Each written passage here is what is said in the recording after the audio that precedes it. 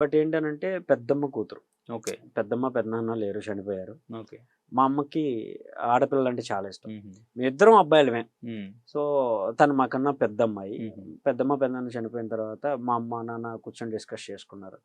తను ఇలా అయిపోయింది. అమ్మ, నాన్న లేరు కదా! మనం అడాప్ట్ చేసుకుందాం అని చెప్పేసి మాట్లాడుకున్నారు. ఓకే. ఇద్దరు పిల్లల్ని చదివించటమే, పోషించుకోవటమే మాకు అప్పట్లో చాలా ఎక్కువ. హ్మ్. బట్ ఆడపిల్ల అంటున్నావు, ఆలోచించుకుంటే ఏదైతే అదైంది. మా అమ్మకి ఇష్టం ఇంకా. లేదు మనం పెంచుకుందాం అని చెప్పేసి ఇద్దరు డిసైడ్ అయ్యారు. ఓకే. సో, అడాప్ట్ చేసుకున్నాం. మేమే చదివించాం. తను నర్సింగ్ చదివింది. బట్ జాబ్‌కి తను పోను అంది. తర్వాత మ్యారేజ్ చేసేసుకుంది. హ్మ్. హ్యాపీగా మ్యారేజ్ కూడా హస్బెండ్ కూడా చాలా బాగా చూసుకుంటాడు. హ్మ్. అక్క, బావ ఫుల్ హ్యాపీ. ఓకే. ఈ స్టేజ్‌లో బట్ తనని ఎప్పుడు జనానికి పరిచయం చేయలేదు మేము. ఓకే. సో, తను హ్యాపీగా వాళ్ళ లైఫ్ వాళ్ళు హ్యాపీగా మూవ్ ఆన్ అవుతుంది. ఇద్దరికీ ఒక పాప, బాబు. ఓహ్! బాబు పెద్దోడు, పాప చిన్నమ్మాయి. ఇద్దరు ఇంకా మన దగ్గరే ఉంటారు. ఇంకా మేము లేని లోటు ఆ ఇద్దరు పిల్లల్ని పెట్టుకొని అమ్మా, నాన్న ఫుల్ హ్యాపీ. హుహు. మీరు ఇమ్ము ఎంట్రీ అప్పుడు ఏవి చూసినట్లయితే ఆ చెరువు కాడ కూర్చొని గాలం వేసి పట్టుకుంటే పక్కన ఓ పిల్లోడు ఉంటాడు. హ్మ్. తన పేరు అభిషేక్. ఓకే. ఆ పాప పేరు దీవెన. హుహు. సో, ఇద్దరు మేనల్లుడు, మేనకోడలు. మేనకోడలా? ఇమ్ము రీల్స్‌లో ఆల్మోస్ట్ తను అభిషేక్ ఉంటాడు. ఓహ్! వ్లాగ్స్‌లో ఉంటాడు. సో, వాళ్ళిద్దరిని ఇమ్మునే చదివించుకోవటం గాని, వాడి మంచి చెడ్డలు గాని, అక్కా, బావలు గాని, హ్మ్. వాళ్ళు మంచిగా అమ్మ, నాన్న దగ్గర ఉంచక్క, వాళ్ళిద్దరికి మేము లేని లోటు ఉంటది అనంటే, వాళ్ళు గూడా ఎంతైనా పిల్లల్ని పంపించాలంటే ఎవరైనా హ్మ్. మా దగ్గర ఉండాలి గదా! అని ఒక ఇదుంటది. బట్ వాళ్ళిద్దరూ అలా ఫీల్ అవ్వరు. ఓకే. మా అమ్మ, నాన్న దగ్గరుంటే వాళ్ళు కూడా మంచిగా చూసుకుంటారని హ్మ్. ఇద్దరు పిల్లల్ని మా దగ్గరే పెడతారు. ఓకే. మేము హ్యాపీగా వాళ్ళని చదివించుకోవడం. పొద్దున్నే లేచి వాళ్ళు లేపి వాళ్ళని స్కూలుకి రెడీ చేసి పంపించి, మళ్ళీ ఆళ్ళొచ్చిన తర్వాత వాళ్ళ మంచి చెడులు చూసుకోవటంలో హ్యాపీగా గడిచిపోతుంది వాళ్ళ లైఫ్. మేము లేము అనే ఒక ఇంటెన్షన్ క్రియేట్ అవ్వకుండా పిల్లల్ని వాళ్ళ దగ్గర పెట్టాం. ఓకే. సో, అది హ్యాపీ వాళ్ళది వాళ్ళ లైఫ్ స్టైల్‌లో. ఇప్పుడు ఒక క్వెషన్ అడుగుతా. యాహ్! డిప్లొమాటిక్ ఆన్సర్ కాకుండా, దాచకుండా యాహ్! రివీల్ చేయాలి. షూర్. మీ మరదలు ఎవరు? ఎప్పటినుంచి ఈ స్టోరీ నడుస్తుంది? ఎలా స్టార్ట్ అయింది? ఏంటసలు? మా మరదలు ఇమ్మాన్యుయల్ వాళ్ళ లవరు. హ్మ్. ఆల్మోస్ట్ వాళ్ళది 5 ఇయర్స్ లవ్. ఓకే. నాకు తెలిసి 1 ½ ఇయర్ నాకు. ఫస్ట్ ఆఫ్ ఆల్ తనకి నాకు కమ్యూనికేషన్ తక్కువ. ఇమ్ముకి నాకు. ఓకే. ఎరా అంటే ఎరా అంతే. హుహు. నాకిది కావాలి, నాకిది చేసి పెట్టు. నాకిలా అవసరం, నాకిది చేసి పెట్టు. హ్మ్. ఇలాగే ఉంటది. మీ ఇద్దరికా? మా ఇద్దరికి అంతే ఓకే. ఉంటది. హ్మ్. అన్నా నాకిది కావాలిరా, రేపు మార్నింగ్ షూటింగ్ ఉంది. నాకు డ్రెసెస్ హ్మ్. లేవు. తీసుకురా అనంటే ఇంక నేను ఎలా అయినా సరే వాడికి కావాల్సింది తీసుకొచ్చి పెడతా. అరే నాకిది అవసరంరా, నేను ఇక్కడికెళ్ళాలి, పలానా ఇది కావాలి అనంటే, సరే కారేసుకెళ్ళు, నేను డ్రైవర్‌ని పంపిస్తాను. హ్మ్. వాడు పంపించేస్తాడు.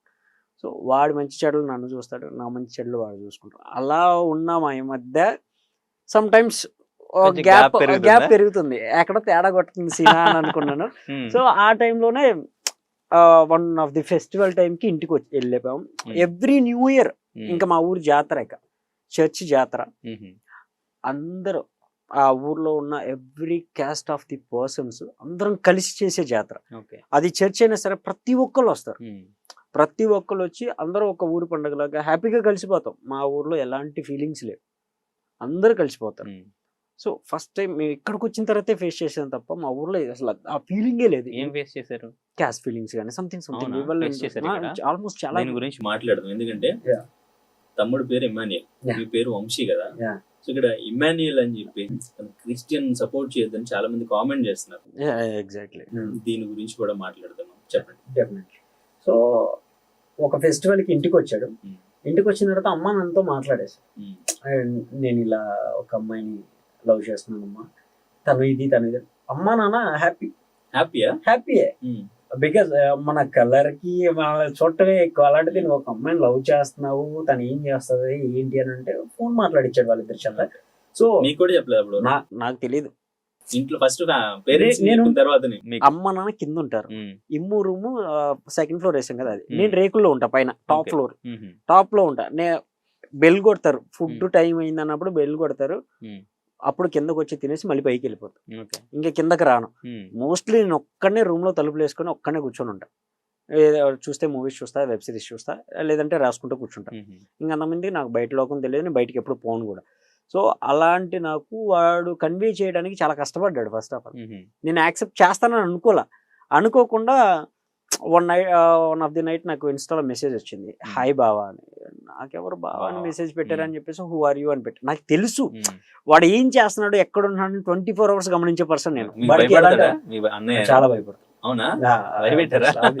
భయం అంటే అదొక రెస్పెక్ట్. ఓకే పెద్దోడు ఆడేమన్నా అంటాడేమో అనే ఒక ఏదైనా పని చేసేటప్పుడు కూడా చెప్తాడు, అన్న నేను ఇలా చేయాలనుకుంటున్నాను, ఇలా ఇలా వెళ్దాం అనుకుంటున్నాను, ఇలా చెప్తాడు. ఓకే నీకు నచ్చింది చెయ్యి, ఏదైనా తేడా వస్తే నేను చూసుకుంటా, అటు ఇటుగా అయితే నేను నిలబడతా నీకు తోడు, నీకు నచ్చింది నువ్వు చేసుకుంటే వెళ్ళిపో అనేవాడిని. సో అలాగే ఈ ఒక్క విషయంలోనే నా సలహా లేకుండా వెళ్ళాడు.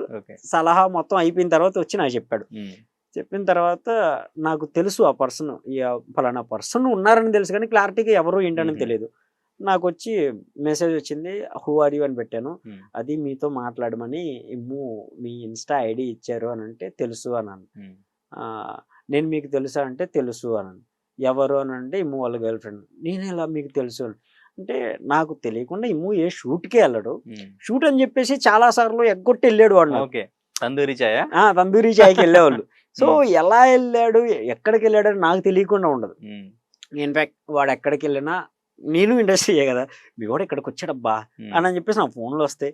సో అలా నాకు 2-3 సార్లు దొరికేసిన తర్వాత అడిగితే దెన్ ఓకే ఏంటి అని అంటే నేను చాలా ఇంట్రోవర్ట్, నేను మాట్లాడలేకపోయా ఇంకా ఆ పర్సన్తో.